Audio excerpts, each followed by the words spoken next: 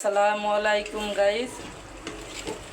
এই যে ট্যাংরা মাছ ভাজা তো আপনাদের দেখাইছি না। আমি তো ভিডিও মনে করেন ই করতে পারি না, কেমনি কি কাটে কি করে না করে দিতে পারি না, একজন ভিডিও আমার বেশি হয়ে যায়। এই দেখেন, এই যে ট্যাংরা মাছটা ভুনা করব। আদা রসুন পেঁয়াজ সব কিছু, জিরার গুঁড়া সব দিয়ে এই যে দেখেন, এই যে ট্যাংরা মাছ ভুনা করতেছি। কারণ ছোটো ছোটো মাছ তো এটার ভিতর তরকারি দিলেই ভালো লাগবে না। এলে কয়েকটা টমেটো কেটে দিয়ে একেবারে মাখা মাখা করে রান্না করব, তাইলে মনে করেন যে খাইতে ভালো লাগবে। এই যে এই দেখেন, এই যে রান্না শেষ পর্যায়ে কিরাই।